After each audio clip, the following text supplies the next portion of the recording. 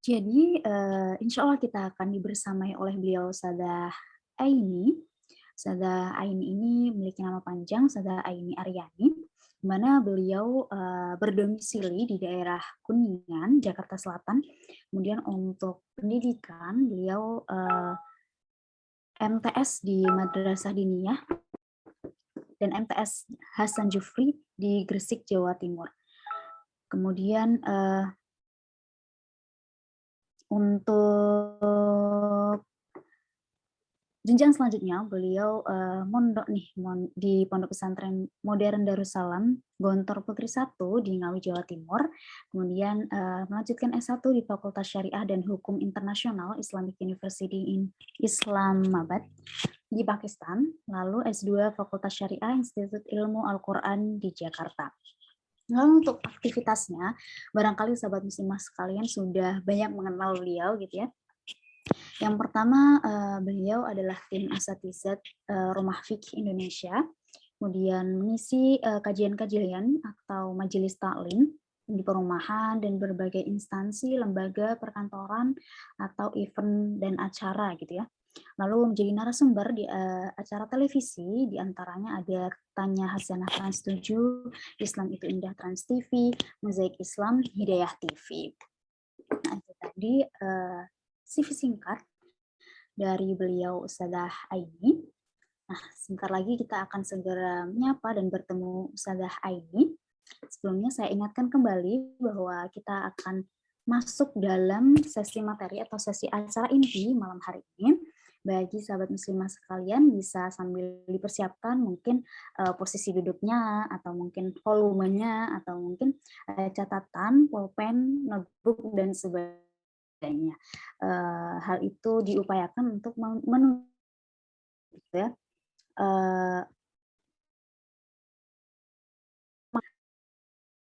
Lalu cek terlebih dahulu.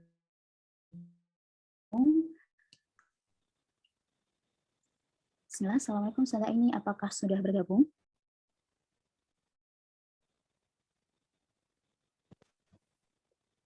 Baik, sepertinya belum masuk ya.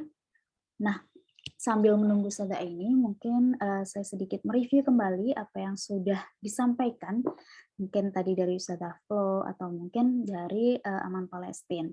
Jadi, seperti yang Ustazah Flo sampaikan tadi bahwa kajian-kajian kelas muslimah ini akan banyak juga yang bersifat umum. Jadi bagi teman-teman sahabat muslimah yang mungkin saat ini mau membagikan linknya kepada kerabat atau sahabatnya, diperkenankan, atau mungkin bisa juga sambil memfollow Instagramnya, barangkali beberapa waktu nanti akan ada informasi bahwa ada kajian tertentu atau ada informasi kajian yang akan diselenggarakan. Kemudian tadi ya dari Aman Palestina bahwa bagi teman-teman yang berkenan untuk mempercayakan ya mungkin sodakohnya atau mungkin kurbannya melalui Aman Palestina bisa langsung kontak di Aman Palestina, nanti bisa melalui Instagramnya atau mungkin tadi ada yang sudah mencatat nomornya bisa melalui nomor tersebut. Lalu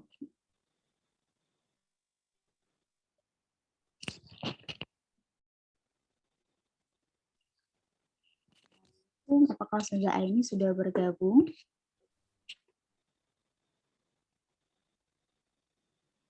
Oh, belum sepertinya ya. Mohon maaf Mbak Dea, beliau sudah bergabung. Oh iya.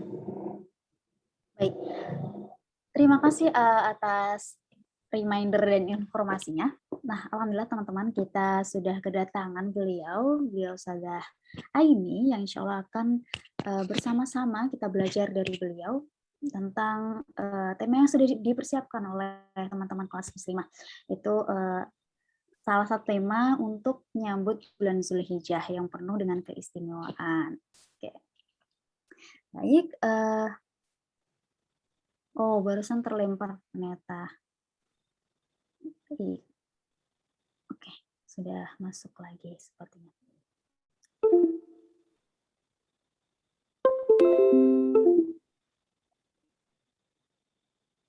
Bismillah. Assalamualaikum Ustazah Aini Aryani. Apakah sudah bergabung? Ya, alhamdulillah udah. Alhamdulillah. Sudah suara saya bisa didengar dengan jelas? Alhamdulillah bisa. Baik, alhamdulillahirobbilalamin. Untuk teman-teman, kita akan sudah masuk acara inti. Marilah kita persiapkan diri kita, mungkin catatannya, mungkin tempat duduknya, mungkin fokusnya, supaya kita sama-sama bisa menyerap ilmu-ilmu pada malam hari ini. Baik, kepada Ustazah Aini dipersilakan. Ya, ini udah dibuka dari tadi ya? Udah, Ustazah. Oke, sebentar. Saya buka dulu ini ya.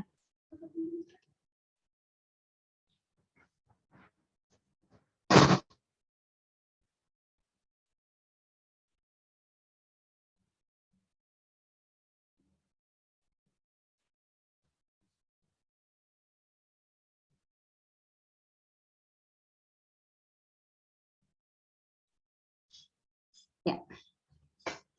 Bismillahirrahmanirrahim. Assalamualaikum warahmatullahi wabarakatuh.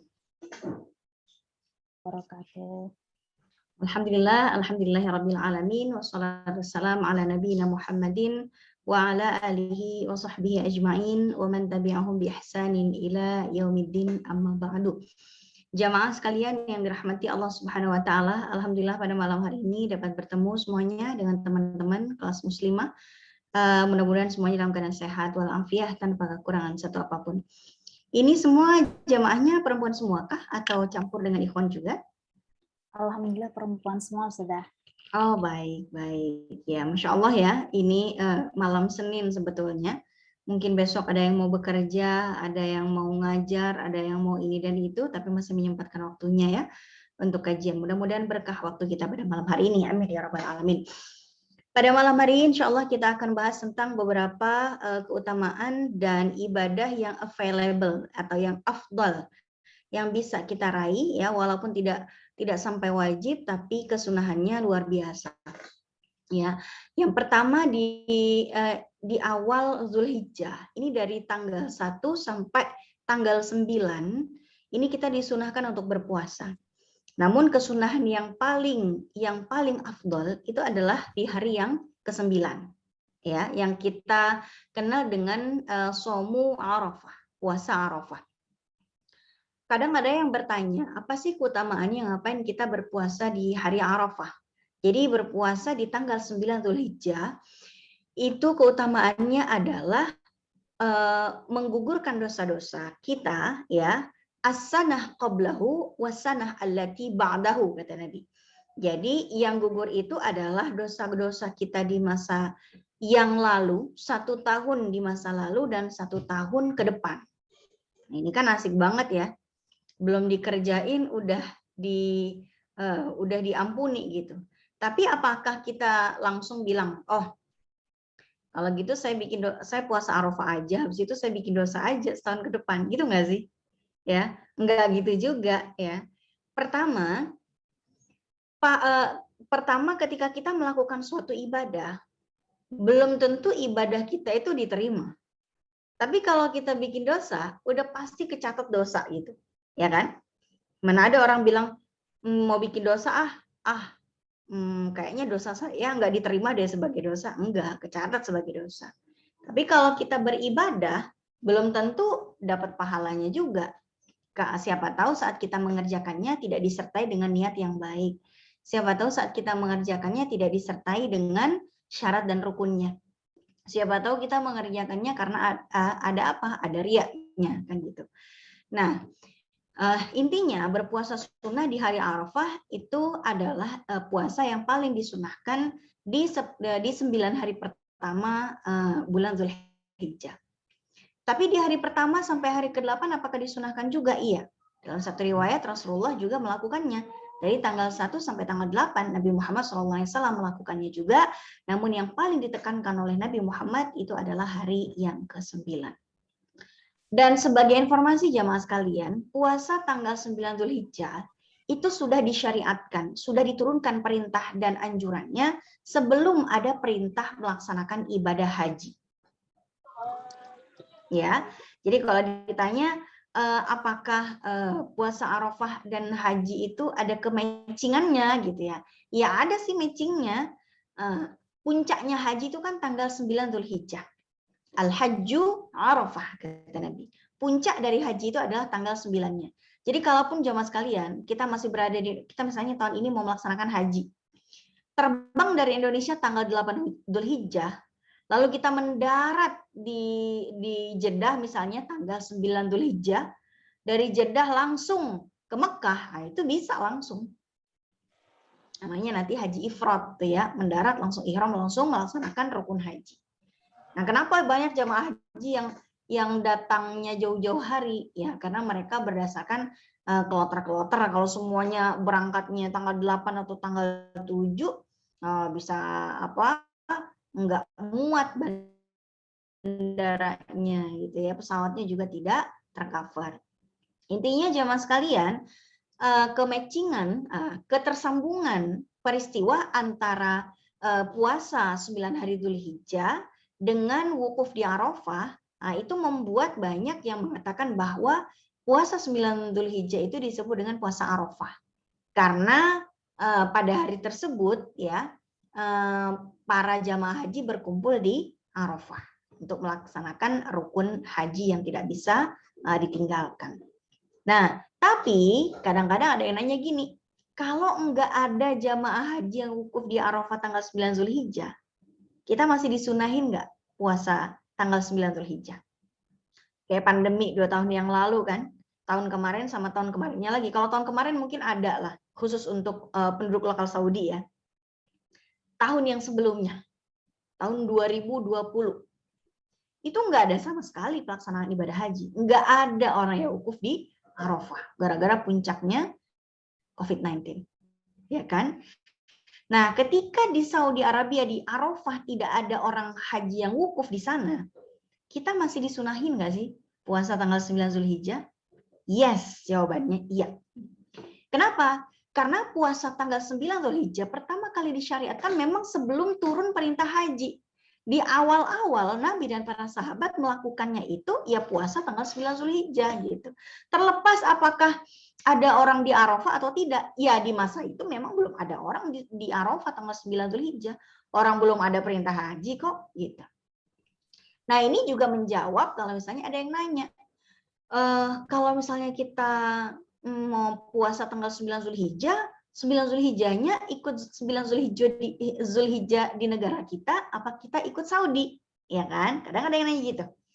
Misalnya ada perbedaan penetapan tanggal. Bisa saja tahun ini juga berbeda, bisa saja ya. Mudah-mudahan enggak sih. Misalnya di sini di Indonesia kita secara resmi hari ini tanggal 9 Zulhijjah. Tapi di Saudi misalnya baru tanggal 8 atau bahkan tanggal 10 mereka udah Idul Adha. Tapi kita di Indonesia secara resmi tanggal 9 Zulhijjah.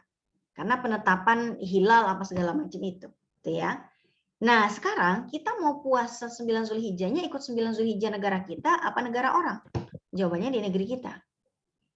Karena sekali lagi berpuasa tanggal 9 Zulhijjah tidak harus disamakan dengan hari di mana orang-orang haji berkumpul di Arafah.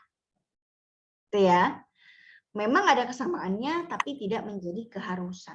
Sekali lagi di awal-awal Rasulullah dan para sahabat melaksanakan puasa 9 Zulhijjah sebelum ada siapapun di Arafah karena memang kewajiban atau syariat haji belum turun. Itu ya. Apakah lagi yang menjadi keistimewaan bulan Dzulhijjah? Oh, keistimewaan bulan Dzulhijjah adalah salah satu dari Ashhurul Haram. Ashhurul Hurum itu atau bulan haram itu salah satunya kan bulan Dzulhijjah. Ada nggak yang bisa menyebutkan 4 bulan haram? Yang disebut oleh Nabi bulan yang penuh dengan suatu keistimewaan. Ada 4 ya. Ada Dzulqa'dah, Dzulhijjah, Muharram, Rajab. 4. Dzulqa'dah, Dzulhijjah, Muharram, dan Rajab. 4 bulan ini disebut dengan Ashhurul Hurum. Bulan-bulan yang diharamkan. Kalau di masa Nabi dulu bulan-bulan yang diharamkan ketika itu untuk melakukan perang. Tapi keistimewaannya bulan-bulan yang diharamkan, tahu nggak sih jemaah sekalian? Di antara keistimewaan bulan-bulan yang diharamkan 4 ini, haram di dalamnya melakukan maksiat. Kenapa? Karena di dalamnya melakukan dosa itu jadi double. Ketika melakukan maksiat, dosanya jadi double. Dan ketika dia melakukan kebaikan, kebaikannya jadi double. Hampir mirip kayak bulan Ramadan. Cuman kalau di bulan Ramadan kan sampai berkali-kali lipat, berlipat-lipatnya kalau berbuat baik gitu ya. Tapi kalau misalnya 4 ini, Dzulqa'dah, Dzulhijjah, kemudian Rajab dan Muharram itu ya, di double, tapi tentu tidak sebanyak kalau itu digandakan di bulan Ramadan. Cuman pelaksanaan dosanya ya itu juga dilipat gandakan. Maka hati-hati melakukan perbuatan dosa di bulan ini ya, karena dosanya nggak cuma dicatat 1, bisa dicatat lebih dari 1, bisa double, triple gitu ya. Nah, maka penting kita untuk berhati-hati. Jangan menyepelekan dosa walaupun itu sekecil apapun jamaah sekalian. Entah itu ngejulitin temen ya, entah komen buruk di Instagram, entah komen buruk di Facebook ya, entah mengomentari orang dengan cara yang tidak dia sukai. Kadang-kadang kita berpenampilan terus dikomentarin orang gitu dan kita nggak suka, bisa menyinggung, hati-hati juga ya. Menyakiti suami, belum pada nikah ya tapi ya. Di sini udah pada nikah apa belum ya? Sudah ada yang sudah, ada yang belum juga. Oh iya. Buat yang sudah, jangan sampai menyakiti hati suaminya. Yang belum, ya jangan sakiti siapalah gitu ya. Mau orang tuanya, mau temennya, terutama gurunya, ya jangan disakiti hati mereka. Intinya di bulan haram ini, yakni di bulan Dzulhijjah dan kemarin juga Dzulqa'dah ya, kita betul-betul menjaga perasaan orang lain dan tidak menzalimi orang lain sedikit pun.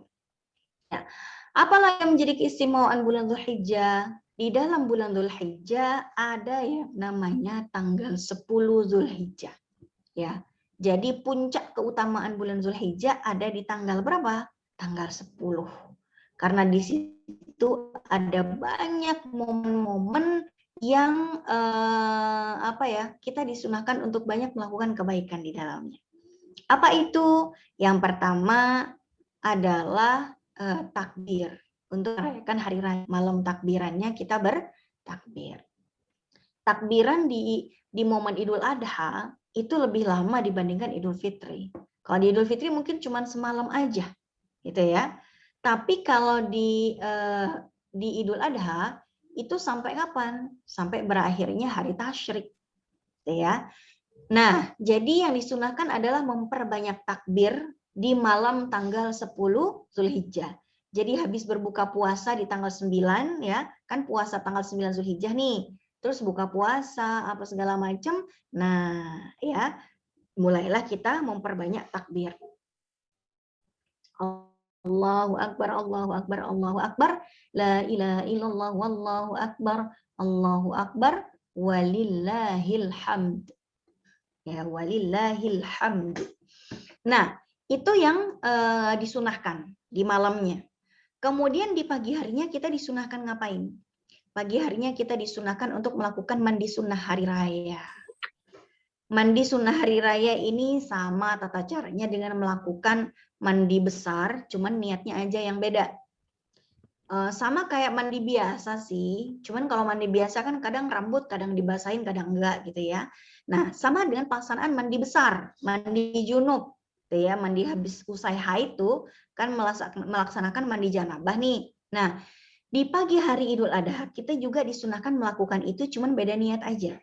Niatnya saya niat mandi sunnah di hari raya, lillahi ta'ala. Bukan sekedar mandi untuk ngilangin keringat sama daki, bukan. Tapi mandi sunnah di hari raya. Jadi mandi-mandi sunnah itu ada beberapa momen yang kita disunahkan untuk melakukan mandi sunnah di situ. Ada hari raya Idul Fitri, pagi hari Idul Fitri sebelum sholat Id, kemudian Idul Adha ya, pagi hari sebelum berangkat sholat Id.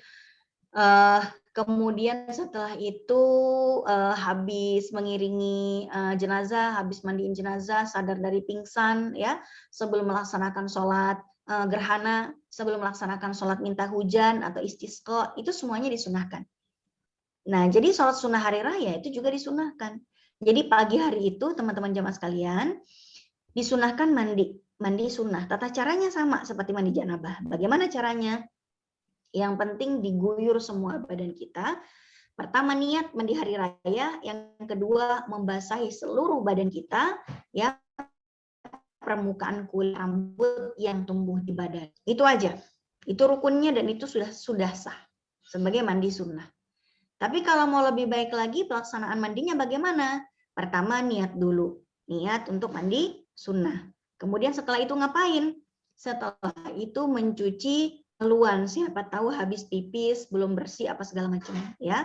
Setelah itu ngapain? Setelah itu berwudu dulu ya. Habis, jadi di dalam pelaksanaan mandi itu kan disunahkan wudu dulu, habis itu kita mengguyurkan air di kepala satu, terus dibegini-beginiin gitu kan, biar terserap ke kulit kepala, diguyur lagi 3 kali. Setelah itu mengguyur badan, didahulukan anggota tubuh yang kanan.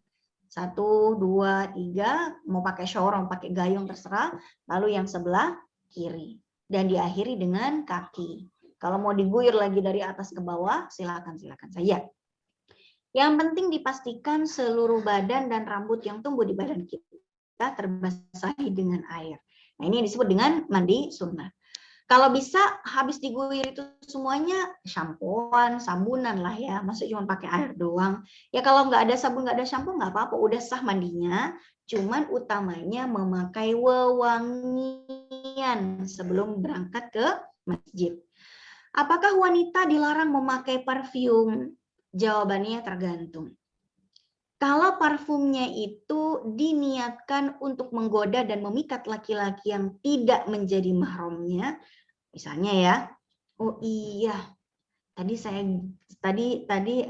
udah janjian sama fulan dan fulan, teman-teman cowok, untuk janjian ketemuan di masjid nih soal Idul Adha. Sering parfum biar mereka kelepek-kelepek gitu. Nah itu nggak boleh tuh. Ya nggak boleh. Tapi kalau niatnya misalnya saya mau memakai wewangian, biar apa? Biar orang-orang yang sholat di sekitar saya tidak terganggu dengan aroma bau badan saya, ya. Biar pada betah di samping saya, biar saya jadi percaya diri, ya, dan lain sebagainya. Nah ini niatnya bagus. Yang kedua, cara memakai parfum buat perempuan adalah ma dhahara launuhu wa khufiya rihuhu, kata Nabi. Kalau perempuan mau pakai parfum, itu yang aromanya tidak menyengat. Saja keluar kalian seperti aroma mawar atau aroma melati. Ya, kalau ada yang pakai aroma bunga Kamboja juga nggak apa-apa sih, cuma ntar dikira habis dari kuburan ya. Yang penting soft aja, ya, soft, tidak menyengat begitu. Dan tidak ditujukan untuk memikat dan menggoda laki-laki. Silahkan saja ya. Jadi tadi habis mandi sunnah, memakai wewangian, entah itu pakai deodoran, pakai lotion, pakai parfum, apapun itu yang bisa membuat orang lain nyaman di samping kita. Tapi pastikan jangan nyemprot kebanyakan juga, enak juga kita ya kalau ada di samping orang yang kebanyakan semprot parfum. Oke, baik. Berikutnya lagi apa yang disunahkan? Sebelum berangkat sholat Idul Adha, kita disunahkan memakai pakaian yang terbaik. Kalau Nabi punya gamis khusus di hari raya, baik itu di Idul Adha ataupun di Idul Fitri. Gamis beliau berwarna hijau, gitu ya.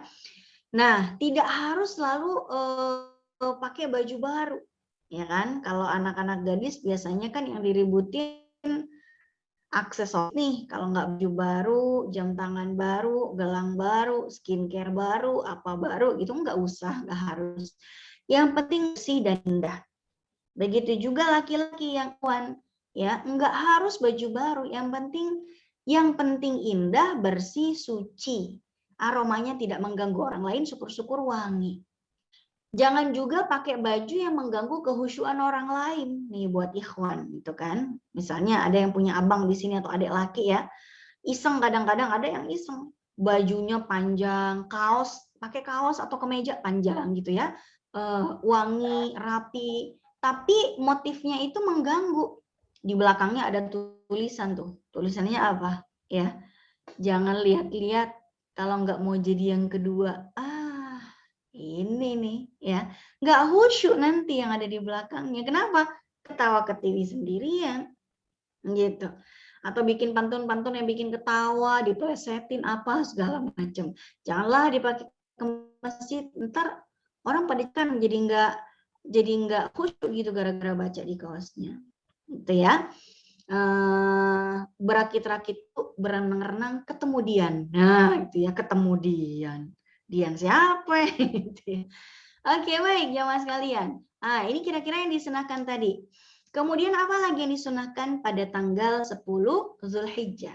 Tentu melaksanakan sholat Idul Adha. Tadi sudah mandinya sudah ya. Kemudian berpakaian yang rapi, yang wangi, yang baik, yang suci, yang bersih. Oke. Kemudian setelah itu melaksanakan sholat Idul Adha. Sholat Idul Adha ini pelaksanaannya sekali dalam 1 tahun. Dan ini hukumnya sunnah. Ya, disunnahkan. Nggak sampai wajib sih, tapi sunnah. Kalau misalnya lagi haid bagaimana? Aduh, udahlah sekali seumur hidup lagi haid. Bagi yang haid boleh datang ke sekitaran tempat sholat untuk mendengarkan khutbahnya. Khutbah sholat Idul Adha ya, tapi nggak sholat. Kenapa? Wanita haid itu nggak boleh sholat. Kalaupun sengaja dia sholat ya berarti dia dosa karena melanggar aturan yang ada. Jadi dia mendengarkan saja khutbah Idul Adha yang disampaikan oleh Pak Ustadz ya di masjid yang kita datangi, gitu kan? Nah, setelah melaksanakan sholat sunnah Idul Adha, kita ngapain sunnahnya? Sunnahnya adalah menyembelih kurban. Nah, jamaah sekalian, bedanya antara sholat Idul Adha dengan sholat Idul Fitri antara lain. Kalau dalam sholat, sebelum kita melaksanakan sholat Idul Fitri, kita disunahkan untuk sarapan terlebih dahulu di rumah. Makan apapun gitu. Ya, membuktikan bahwa kita hari itu tidak berpuasa lagi. Ya, mengkonfirmasi bahwa kita sudah berhari raya dan tidak lagi berpuasa. Tapi kalau dalam pelaksanaan Idul Adha, sebelum sholat itu tidak disunahkan makan dulu. Makannya nanti sepulang dari sholat Idul Adha. Oke, baik. Nah, disunahkan juga melaksanakan ibadah kurban. Ya, pelaksanaan ibadah kurban.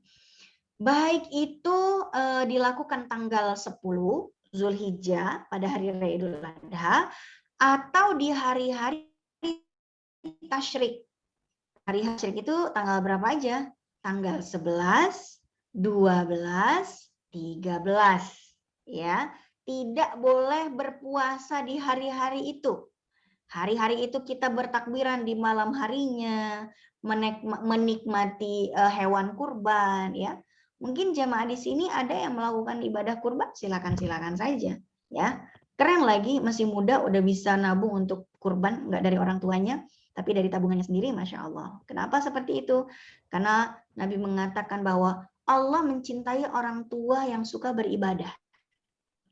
Tapi Allah lebih suka anak muda yang suka mencintai orang-orang yang sudah tua dan bertaubat di masa tuanya.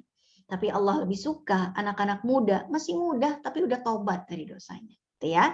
Nah, jamaah sekalian, jadi di sini kalau ada yang berkurban di tahun ini, tentu itu lebih afdol, gitu ya.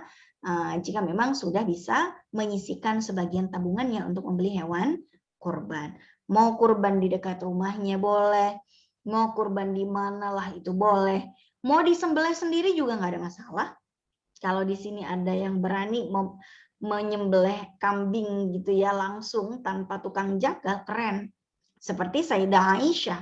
Sayyidah Aisyah itu nyembelih sendiri loh, ya, nyembelih sendiri. Saya boleh izin menjelaskan beberapa hal berkaitan dengan kurban ini ya, agar menghilangkan beberapa syakwa sangka. Nanti ada yang nanya, nanti dari tanggal 1 Zulhijjah boleh potong kuku apa enggak? Suka gitu-gitu ya. Coba saya diperkenankan untuk ini ya.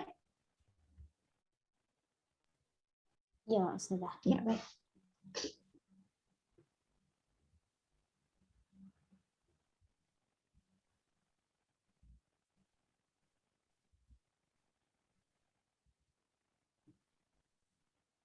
Ya.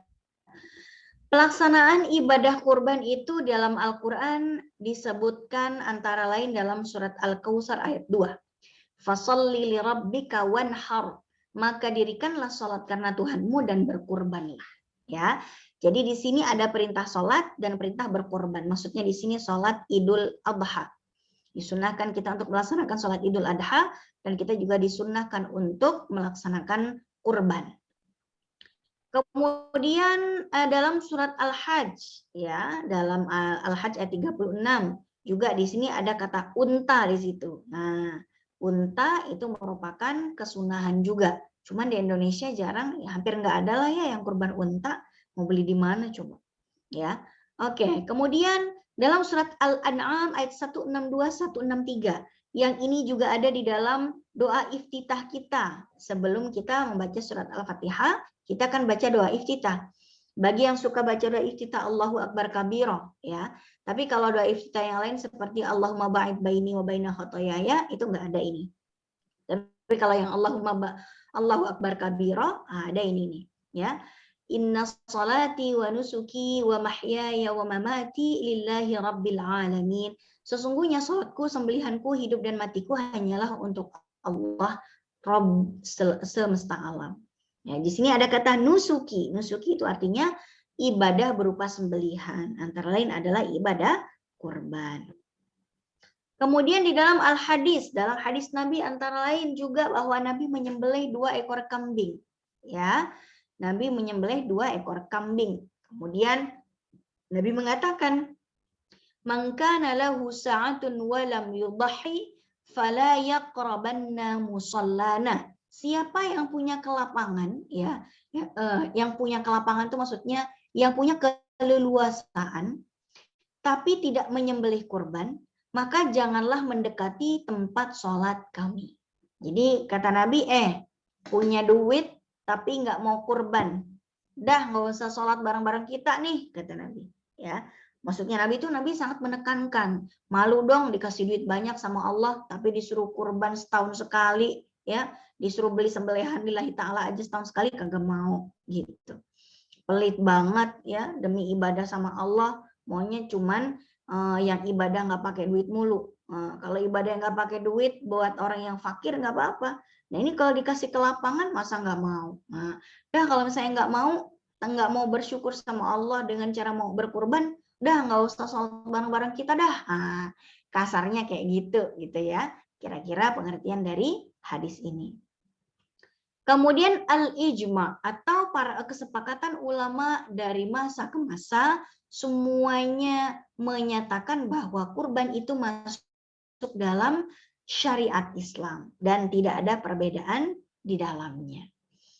Walaupun semuanya sepakat bahwa kurban itu adalah suatu syariat yang mulia, tapi mengenai hukumnya apakah sunnah ataupun wajib, di sini nanti para ulama berbeda pendapat. Dalam pandangan ulama mazhab Hanafi, wajib bagi orang yang mampu.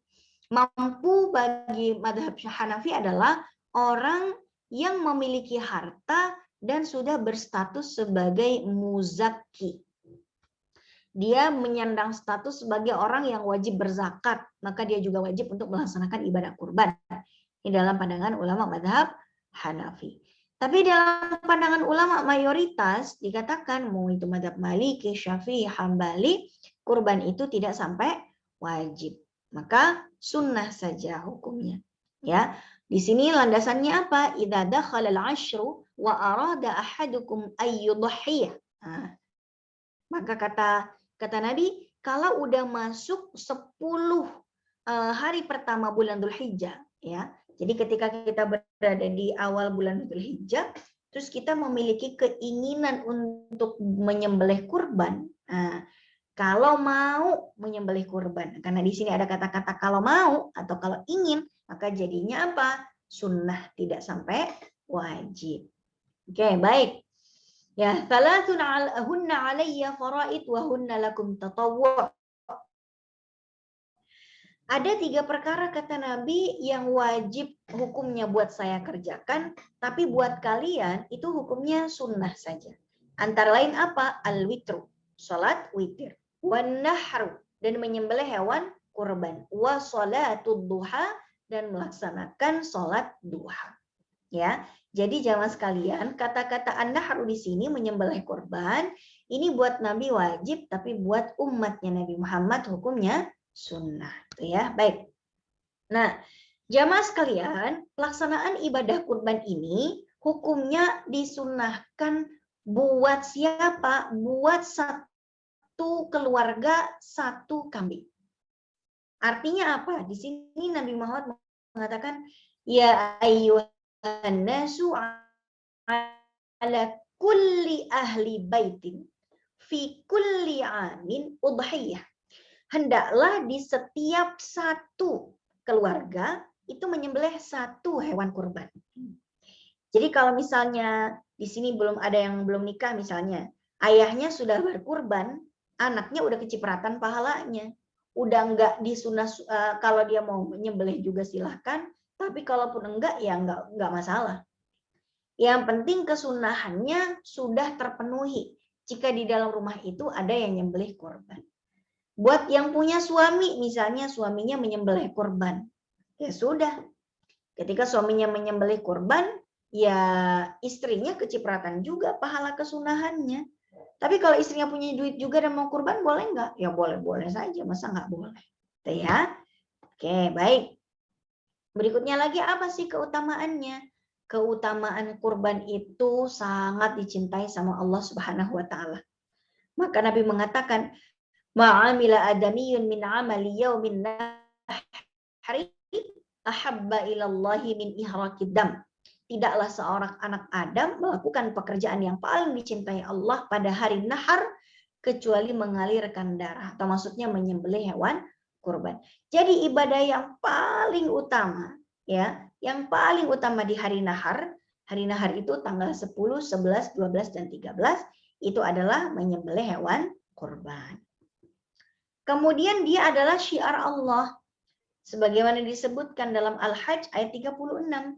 Min sya'airillah. Itu syiarnya Allah. Ya. Memang pertama kali Allah menyuruh kepada apa? Nabi Ibrahim alaihissalam. Yang kemudian masuk ke syariatnya Nabi Muhammad sallallahu alaihi wasallam. Itu syiar. Ya, sebagai ekspresi kecintaan, ketaatan, pemuliaan kita kepada Allah, dan juga rasa syukur karena kita dikasih duit yang berlebih. Ya, semoga Allah ganti nanti pengorbanan kita ini dengan keberkahan-keberkahan dan kemudahan dalam hidup. Kemudian dia adalah sunnah Nabi Muhammad SAW. Nabi Muhammad tiap tahun melakukan itu. Ya. Kemudian dia adalah ibadah yang paling utama sebagaimana yang kita lafadzkan dalam surat Al-An'am 162. Oke, baik. Terus kedudukan hewan kurban itu seperti apa? Hewan kurban itu adalah ibadah yang ta'abudi. Apa sih yang ta'abudi itu maksudnya? Ibadah yang kadang-kadang enggak bernalar logika. Jadi enggak usah nanya, kenapa sih kurban itu hanya boleh onta dan sejenisnya, sapi dan sejenisnya, kambing dan sejenisnya. Kenapa nggak boleh gitu kita kurban ayam, bebek, unggas dan sejenisnya? Ya, kenapa nggak boleh gitu kita nyembelih ikan kagak punya leher lagi, mau disembelih semana gitu. Kita sehari-hari aja nggak disembelih tuh ikan. Emang pernah ada yang nyembelih ikan? Nggak ada. Lele gitu ada nggak yang nyembelih lele? Nggak ada. Yang ada ibu-ibu kalau masak lele tau nggak? Ngambil ulekan, kepalanya digetok lele. Begitu lelenya geger otak digoreng, gitu ya. Tidak berkeprihewanan tuh ibu-ibu tuh ya. Nah, tapi seperti itu lelenya sih susah banget, emang digetok masih aja menggelepar-gelepar. Nah, jadi kalau saya kita korban nggak bisa pakai ikan gitu. Telur misalnya. Lah, telur kan benda yang tidak hidup. Mana ada daftar makhluk hidup telur? Nah, kecuali kalau calon makhluk hidup. Nah, itu ya. Ntar tinggal ditanya, duluan telur apa ayam? Ah, cari sendiri dah, gitu ya. Oke, ta'abudi. Jadi ibadah kurban itu sifatnya badaniyah dan maliyah. Badaniyah itu secara fisik, nyembelih, ya kan? bagi-bagiin daging. Maliyah itu artinya apa? Maliyah itu artinya bersifat finansial. Hanya orang yang berkelebihan harta yang disunahkan. Kalau hartanya tidak terlalu banyak, boleh atau tidak? Ya boleh-boleh aja kalau dia memang mau. Tapi jangan sampai dipaksakan. Ya, hanya gara-gara ingin beli gengsi, ngutang sana ngutang sini buat korban, jangan. Ya. Oke. Ditentukan Allah dalam beberapa hal. Ini dia nih, badaniyah maliyah. Jadi ibadah kurban ini adalah ibadah fisik dan finansial, dan itu diberlakukan atau dibebankan pada tiap orang yang memiliki keluasan harta. Dan ditentukan oleh Allah apanya? Waktunya. Waktunya nggak bisa diotak-atik. Udah tanggal 10 sampai 13. Kalau dia baru bisa beli kambing tanggal 14, mau kurban tanggal 14 gitu ya. Nah, nggak bisa. Nyembelih aja nggak apa-apa, tapi bukan kurban namanya. Terus hewannya juga ditentukan cuman kambing dan sejenisnya, ada domba, ada embe ya, sapi dan sejenisnya, ada kerbau juga, ada unta juga ya, dan sejenisnya. Selain itu nggak bisa, kuda gitu nggak bisa ya. Dan ibadah ta'abudi itu maksudnya dari kata ibadah, udah pure ibadah, kadang nggak dinalar dengan logika, nggak bisa diotak-atik.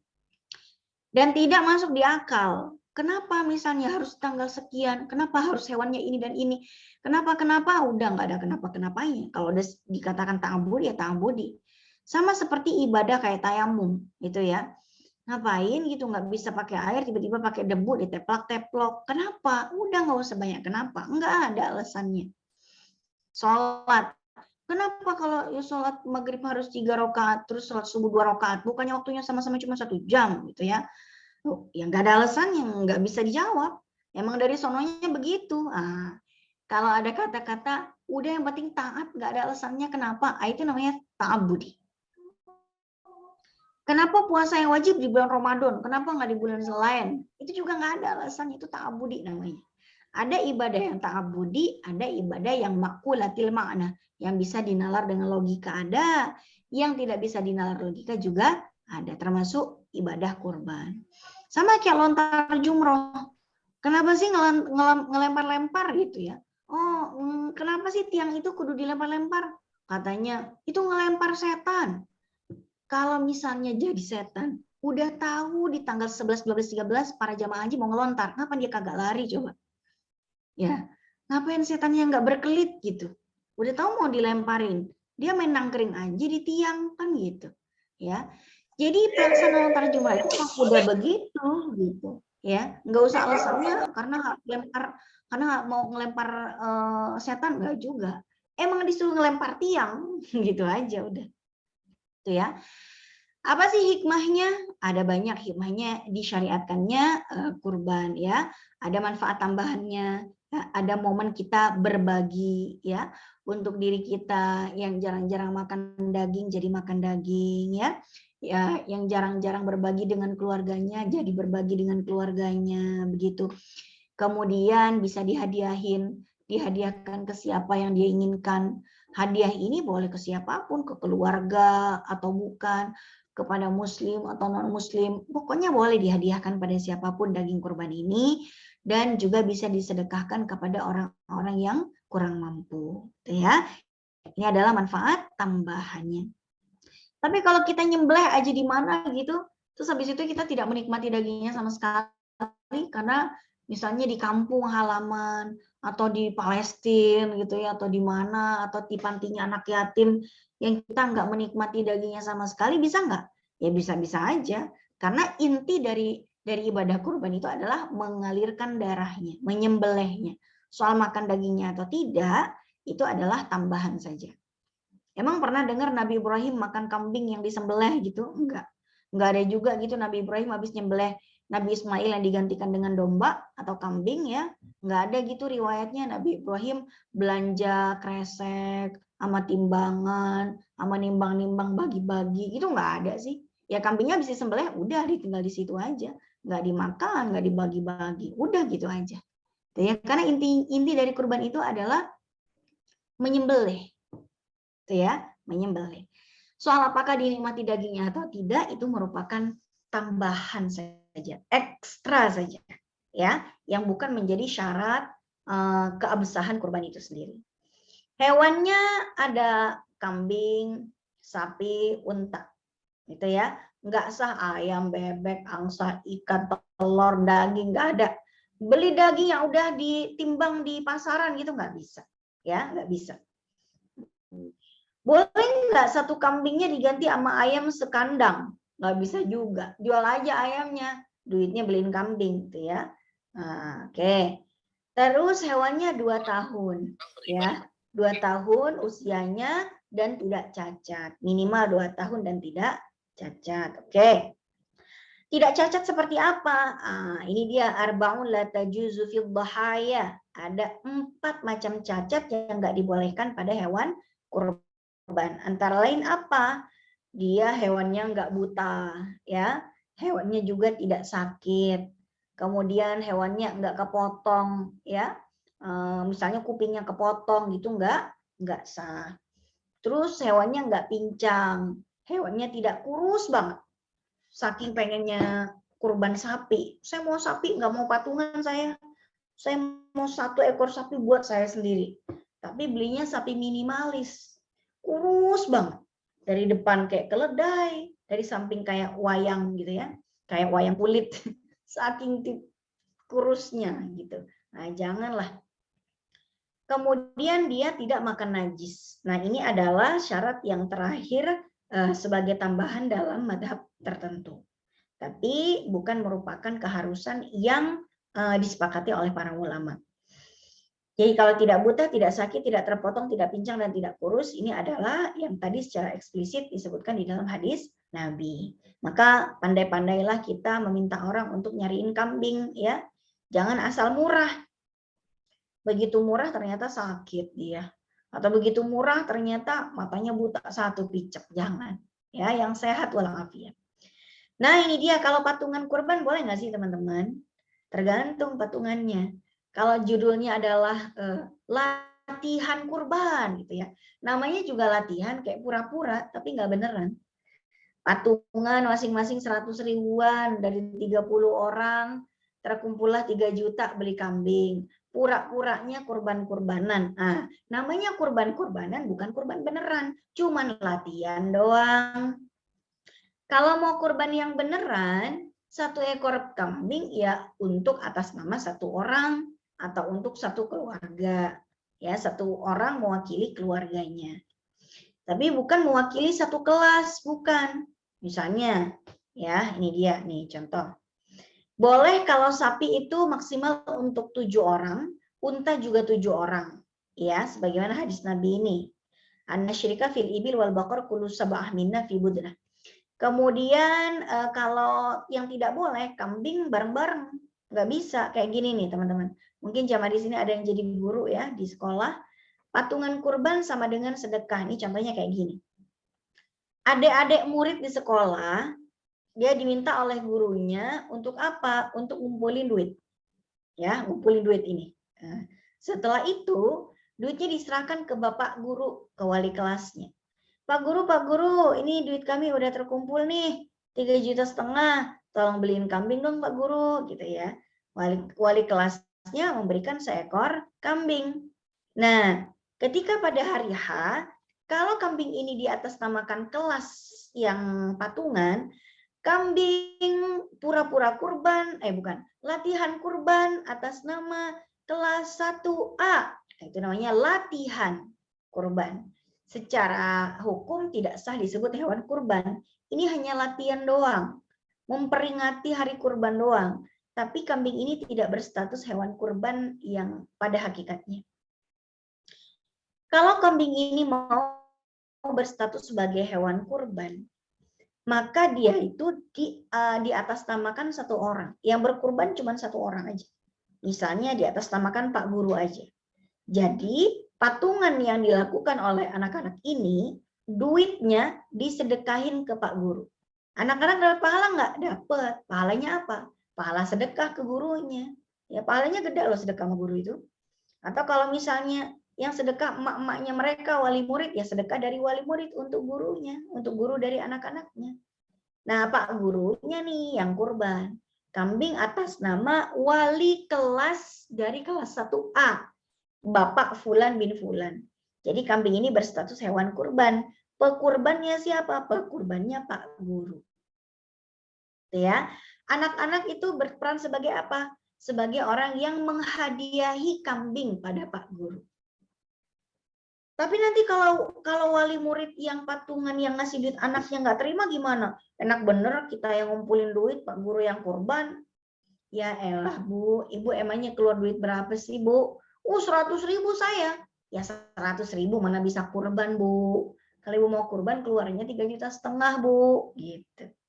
100.000 mah bisanya sedekah atau anak-anaknya ya kambingnya nggak usah distatuskan hewan kurban. Hewan latihan kurban, latihan doang, tapi bukan hewan kurban. Itu ya jamaah sekalian.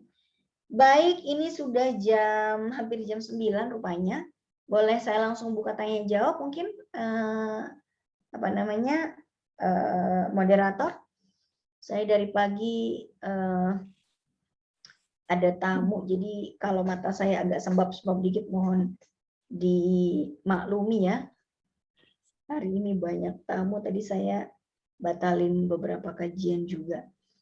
Oke, baik jamaah sekalian, silahkan kalau ada tanya jawab, saya serahkan waktu dan media kepada moderator kita, silakan.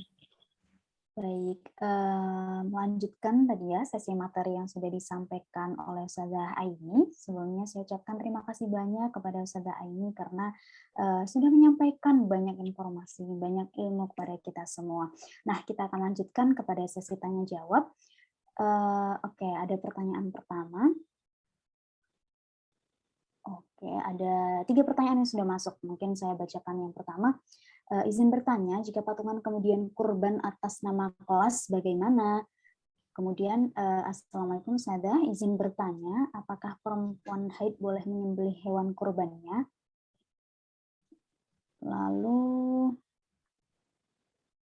atau 2 terlebih dahulu, Ustazah? Nggak apa-apa, 3. Oh ya, kemudian, apabila ada teman kerja laki-laki yang ketika menggunakan parfum selalu menyengat dan terkadang membuat saya dan beberapa orang tidak nyaman. Cowok ya? Ya, cowok tapi. Nah, bagaimana menyikapinya? Bagaimana kita memperingatinya? Kemudian bagaimana hukum menjadikan kerbau sebagai hewan sembelihan?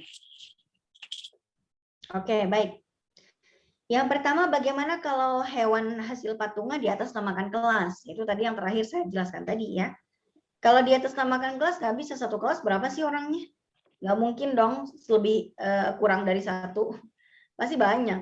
Nah, kalau misalnya sapi, ya atas nama 7 orang. Misalnya kita patungan 1 kelas buat beli sapi. Diundi aja, yang namanya keluar 7 orang, ya rezekinya dia kurban. Gitu kan? Yang lain gimana? Ya udah yang lain ntar juga bawa pulang daging. Kan dimakan bareng-bareng, dibagi-bagi bareng-bareng. Nggak rugi juga kok.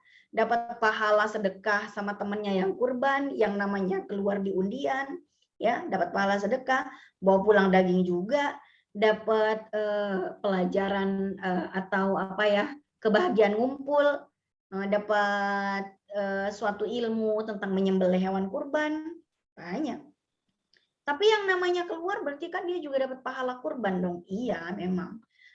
Namanya juga rezeki anak solehah, gimana dong? Ya kan? Atau disepakati gimana nih biar atas nama 7 orang. Gimana kalau kita atas namakan Pak Guru aja? Semua guru dimasukkan ke dalam kaleng terus dikocok gitu kan. Nama 7 guru yang keluar. Ah ya nggak apa-apa juga biar tidak ada kesenjangan sosial. Gitu, nggak apa-apa. Jadi kelas itu sedekah sapi kepada 7 orang gurunya. Rugi enggak? Ya enggak lah, dapat pahala juga, pahala sedekah, dapat daging juga, makan bareng, nenteng daging bareng juga gitu. Ya enggak dosa juga dan malah berpahala gitu loh, ya. Tapi kalau di atas namakan kelas aja deh biar enggak berantem. Ya udah, tapi resikonya hanya latihan kurban saja. Bukan hewan kurban beneran. Ibaratnya latihan sholat, bukan sholat beneran, ya dapat ilmu. cara-cara melaksanakan sholat kayak gini loh, tapi tidak berstatus sholat beneran gitu loh. Ya, yuk anak-anak kita sholat, yuk ruku semua, ruku, gini ya ruku anak-anak ya. Nah itu namanya latihan sholat, bukan sholat beneran. Kayak gitu ya, bisa dibedakan ya latihan kurban dengan kurban beneran. Hewan kurban beneran ada ketentuannya, sapi atas nama 7 orang maksimal, kambing atas nama 1 orang maksimal. Kalau di atas namakan lebih dari itu, maka itu namanya bukan hewan kurban, tapi hewan latihan kurban gitu ya. Oke, baik.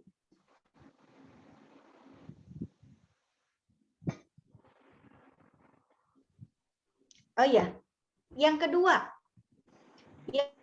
tadi kalau ada cowok yang pakai parfum yang menyengat, kita nggak nyaman, gimana ya cara ngomongnya? Yang ngomong jangan cewek, hilang harga dirinya. Harga diri cowok itu hilang kalau cewek yang ngomong, gitu ya. Laki-laki diomongin penampilan sama perempuan, oh bisa hilang harga dirinya. Cowok, parfum lo tuh kagak enak tuh nggak? Waduh, mau ditaruh di mana tuh muka? Kita juga nggak suka loh digituin. Coba, kita udah pakai parfum nih, yang kita suka banget wanginya, ya kan? Menurut kita tuh wanginya enak banget, orang pasti senang lah deket-deket kita. Kirain kita begitu. Tiba-tiba ada cowok bilang sama kita, woi Aini, parfum lo tuh ganggu orang, hidung gue jadi pilek nih gara-gara parfum lo. Waduh, bisa ngajakin perang nih kan gitu. Jadi cara ngasih taunya bukan kita ngomong langsung, kita bilang sama temennya minimal, atau orang yang dekat dengan dia, atau kerabatnya yang dekat dengan dia, bisa menyampaikan dengan cara yang baik, yang sekiranya tidak menyinggung hatinya, tidak menyinggung perasaannya. Siapalah kira-kira yang bisa melakukan itu, atau teman dekat banget, jadi bestinya, istilahnya anak milenial sekarang bestie ya. Ya mas kalian, mas ini bahasanya bestie ya. Kalau umuran saya gini udah nggak ada bahasa bestie-bestian. Nah, cari tuh sahabat dekatnya banget yang sekiranya bisa ngasih tahu dengan cara yang tidak menyakitkan, tidak menyinggung dan lain sebagainya. Kemudian yang ketiga ya. Yang ketiga tadi apa ya pertanyaannya? Ada pertanyaan tentang kerbau kalau jadi kerbau itu disamakan jenisnya dengan sapi. Makanya disebut kambing dan sejenisnya. Dari mulai biri-biri, domba, embek, wedus. Pokoknya kambing dan sejenisnya. Ada lagi sapi dan sejenisnya. Di antara jenis sapi itu adalah kerbau. Kemudian unta dan sejenisnya. Unta itu nanti jenisnya ada banyak. Ada ibil, ya, ada ibil, ada an-naqah. Jadi banyak gitu jenisnya. Jadi bukan hanya sekedar itu dikiaskan ya. Jadi kebolehan berkurban kerbau dari kebolehan menyembelih sapi. Oke, baik. Ada lagi terkait dengan pertanyaan apakah perempuan haid boleh menyembelih hewan kurbannya? Wanita haid itu boleh. Enggak ada larangan wanita itu haid menyembelih kurban. Apa coba aturannya? Yang tidak diperbolehkan wanita haid itu kan cuma 8 poin aja. Salat, puasa, tawaf, masuk dan berdiam di dalam masjid, tilawah, menyentuh mushaf dan membawanya, tidak boleh berhubungan badan, tidak boleh diceraikan. Udah, itu doang. Satu lagi kamu ditambahin, tidak boleh sengaja membawa najis ke dalam masjid, gitu ya. Tapi ini sudah masuk tadi di dalam masjid tadi. Tidak bolehnya ke dalam masjid bukan hanya khawatir darahnya tercecer, tapi karena status dirinya sebagai hadas besar. Orang yang berhadas besar, apapun penyebab hadas besarnya, nah itu nggak boleh masuk masjid. Mau dia haid, mau dia nifas, mau dia habis berhubungan badan dan belum mandi. Orang habis berhubungan badan belum mandi nggak boleh masuk ke dalam masjid. Bukan karena, mohon maaf, bukan karena takut spermanya kececer di mana-mana, bukan. Tapi karena dia berstatus berhadas besar dan belum diangkat hadas besarnya dengan mandi. Sama kayak wanita haid juga kayak gitu, walaupun tinggal flek-flek dikit doang gitu ya. Tapi dia masih berstatus haid dan belum mandi janabah, belum mandi besar dari haidnya, itu tidak boleh masuk dan berdiam di dalam masjid. Oke, baik. Jadi wanita haid mau nyembelih korban boleh, mau masak daging korban boleh, mau bersihin kulitnya boleh, ya mau bagian hewan korban boleh, makan juga boleh. Boleh, gitu ya. Oke, baik. Berikutnya. Ada pertanyaan terkait ini, Ustazah. Assalamualaikum, Ustazah. Mau bertanya, apakah jika niat berkurban tidak diperbolehkan memotong kuku dan memotong rambut? Kalau memang iya, waktunya dimulai kapan untuk tidak memotong rambut dan kuku tersebut? Pertanyaannya tadi tidak boleh motong kuku dan rambut buat yang mau berkurban ya? Iya. Ya. Jadi itu tidak bolehnya bukan haram. Tidak bolehnya itu sunnahnya tidak melakukan. Dan itu pun nanti khilafiyah ya. Kalau kata sebagian ulama madhab Hanafi, yang nggak boleh itu hanya pekurban yang sedang menjalani ibadah haji. Karena memang mereka sedang berihram dan tidak boleh untuk memotong kuku. Itu dalam madhab Hanafi. Tapi dalam madhab Syafi'i, mau itu sedang melaksanakan ibadah haji atau tidak, yang penting dia itu mau berkurban. Dia mau berkurban, maka dia disunahkan untuk tidak memotong kuku dan rambutnya sampai hewan kurbannya itu selesai disembelih. Jadi kalau misalnya saya nih sekarang misalnya tanggal 1 Zulhijjah misalnya ya. Sekarang tanggal 1 Zulhijjah nih, saya pengen motong hewan kurban, saya niat mau kurban. Saya udah niat sejak tanggal 1. Ya berarti dari tanggal 1 sampai hewan saya disembelih, saya disunahkan tidak potong kuku dan potong rambut. Rontok tanpa sengaja itu beda. Itu namanya bukan motong. Rontok dan motong tuh beda. Jadi kalau misalnya keramas, rambutnya ke bawah keramas, itu bukan motong namanya. Itu efek collateral damage. Apa sih bahasa Indonesianya? Ya efek sampingan gitu ya dari keramas, bukan motong. Nah, jadi kalau misalnya disembelihnya tanggal 13 Zulhijjah, 13 hari itu dia disunahkan nggak motong kuku sama potong rambut. Tapi itu sunnah. Aduh, tapi saya nggak betah nih. Kalau garuk-garuk jadi nggak nyaman nih saya, gitu kan? Ya udah, dipotong aja nggak apa-apa, nggak sampai dosa. Tapi kalau bisa disunahkan tidak. Karena apa? Karena berdasarkan hadis Nabi tadi, ya. Idza dakhala al-'ashru wa arada ahadukum ayyudhiya. Siapa yang berada di 10 pertama bulan Dzulhijjah dan dia berkeinginan untuk melaksanakan ibadah kurban, fala yamassa min sya'rihi, maka hendaklah dia tidak menyentuh atau tidak memotong rambutnya, wala wa min basyarihi syai'a, begitu juga dari kukunya. Tanggal 1 Zulhijjah, saya belum punya duit, saya nggak tahu nih tahun ini saya nyembelih apa enggak ya gitu. Lihat-lihat ntar dah, lihat-lihat tabungan gitu. Terus tanggal 2 saya juga belum punya keinginan. Begitu tanggal 9 saya baru keinginan. Saya nyembelih aja deh. Ada kok duit gitu ya. Saya baru punya keinginan untuk nyembelih dan berniat untuk berkurban, mau beli hewan kurbannya udah terbersit dalam hati pengen kurban tuh baru tanggal 9. Ya berarti disunahkan dari tanggal buat sebelum tanggal 9.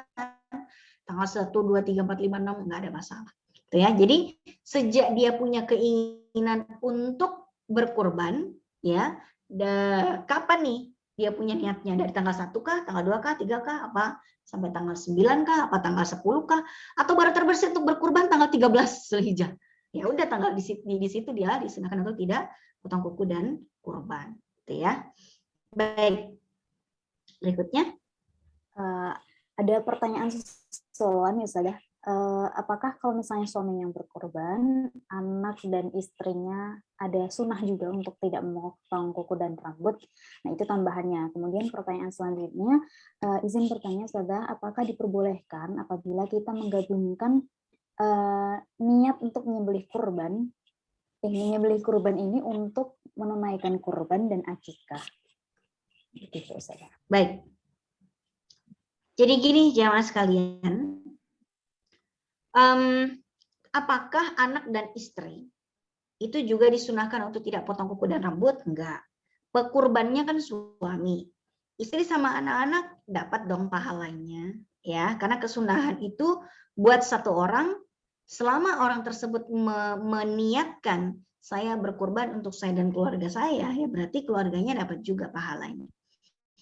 Misalnya berkurban di rumah tangga saya itu saya, suami saya misalnya nggak kurban, tapi saya bilang, kecuali kalau saya bilang gini, ya Allah ini kurban saya doang ya, harus bagi-bagi pahalanya sama keluarga saya, gitu. Saya doang pahalanya, tapi gitu amat gitu kan. Nah, ketika Nabi berkorban kan seperti itu, hadali wali saya, maka semua istrinya Nabi, anak-anaknya Nabi semuanya dapat pahala. Nah, pertanyaan berikutnya, bisa nggak sih digabungkan niatnya antara kurban sama akikah? Kalau dalam satu hewan yang sama boleh-boleh saja, tapi masing-masing sepertujuh. Misalnya saya mau kurban sekaligus akikah nih. Ada orang mau ngajak patungan beli sapi, tinggal 2/7-nya lagi, misalnya udah ada yang patungan 5 orang, tinggal dia mencari 2 lagi gitu. Terus saya mau gabung nih, saya juga mau patungan, saya mau kurban sama mau akikah. Jadi saya bayar 1/7 kali 2, 1/7-nya buat kurban, 1/7-nya buat akikah. Memang boleh dalam satu hewan kurban itu orangnya itu berniat bareng-bareng dengan tujuan yang berbeda, bisa, bisa. Tadi materinya belum sampai ke situ ya. Nah.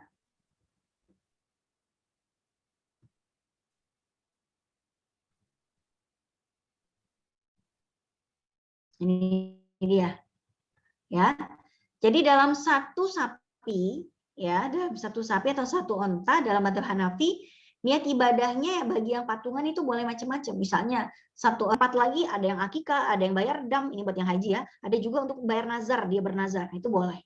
Yang penting semuanya buat ibadah. Kan ini semuanya ibadah, kurban, akikah, dam, nazar. Nah, itu ya, ini dalam Hanafi. Kata madzhab Syafi'i, enggak harus semuanya ibadah. Jadi dalam satu sapi bisa aja untuk takarrub itu seibadah, ada yang kurban, ada yang akikoh, ada yang bayar nazar, gitu ya. Misalnya 2 orang niatnya kurban, 2 orang niatnya akikoh. Terus 2 lagi satu lagi untuk bayar nazar. Yang satu lagi dia pengen membeli 1/7 hewan sapi, tapi buat dia bikin bakso sendiri, ada arisan gitu ya. Nah, silahkan niatnya emang buat makan sendiri, atau 1/7-nya lagi tukang daging yang emang mau jualan, nggak apa-apa. Gitu ya. Jadi nanti begitu disembelih, yang disebutkan hanya yang berkurban saja. Kurban atas nama Fulan bin Fulan, Fulanah binti Fulan, akikah atas nama Fulanah binti Fulan, bla bla bla bla bla. Yang tidak beribadah, yang buat makan sendiri sama dijual, nggak usah disebutin namanya juga nggak apa-apa. Gitu ya, udah selesai. Nah, nanti panitia kurbannya tinggal ditagih sama yang makan sendiri, Pak panitia, sini kan 1/7-nya. Nah, ini saya bayar uang administrasi karena udah disembelihin. Nah, itu silakan saja. Nanti gimana pembagian pahalanya? Itu urusan malaikat udah. Yang niatnya kurban dapat pahala kurban, yang niatnya akikah dapat pahala akikah, yang makan sendiri dapat makan sendiri. Dalam madzhab Maliki malah tidak boleh patungan dalam satu hewan, dan ini adalah pendapat yang menyendiri dari semua madzhab yang ada. Itu ya, jadi jangan cuma satu kambing niatnya untuk kurban sama akikah. Jadi beda kambing ya. Jadi satu kambing buat kurban, ntar beli satu lagi buat, kan kalau kurban mau laki mau perempuan yang kurban sama hewannya. Tapi kalau akikah buat perempuan 1, buat laki-laki 2 gitu ya. Jadi karena ada perbedaan di situ, ada beberapa perbedaan di dalam pelaksanaannya, sehingga wujud atau barang yang dijadikan kurban atau akikah haruslah 2 yang berbeda. 1/7 sapi buat akikah, 1/7 sapinya lagi buat kurban. Oke, baik. Baik, terima kasih banyak Salah Aini atas jawaban dari pertanyaan teman-teman. Nah, untuk teman-teman apakah ada yang ingin bertanya secara langsung? Mungkin kita buka untuk satu penanya terlebih dahulu. Atau apabila ada nih.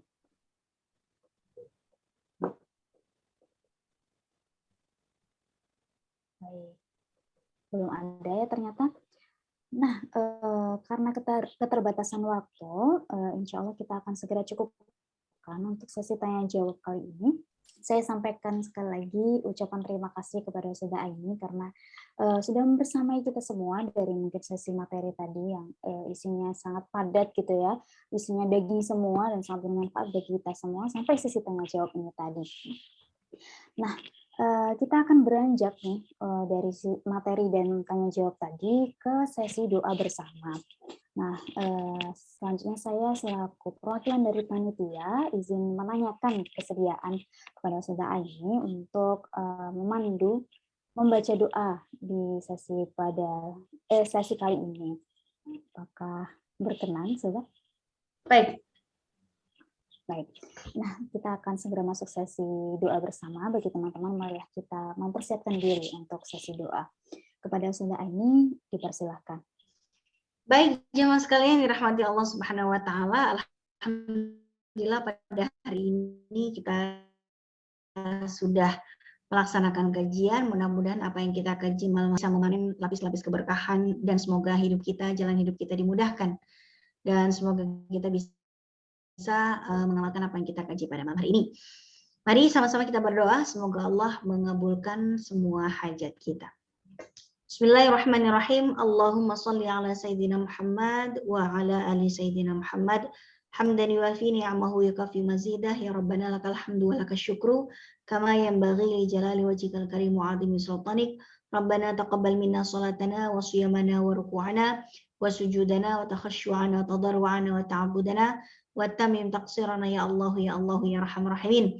Rabbana fa'ana bima 'allamtana wa 'allimna ma yanfa'una warzuqna 'uluman tanfa'una. Rabbana yassir wa la tu'assir, Rabbana tammim bil khair. Allahumma anfa'na bima 'allamtana wa 'allimna ma yanfa'una warzuqna 'uluman tanfa'una. Rabbana atina fid dunya hasanah wa fil akhirati hasanah wa qina adzabannar. Subhana rabbika rabbil 'izzati amma yasifun wa salamun 'alal mursalin walhamdulillahi rabbil alamin. Amin ya rabbal alamin. Mohon maaf jika ada salah kata teman-teman semuanya. Aku qouli hadza astaghfirullah li wa lakum. Assalamualaikum warahmatullahi wabarakatuh. Waalaikumsalam warahmatullahi wabarakatuh.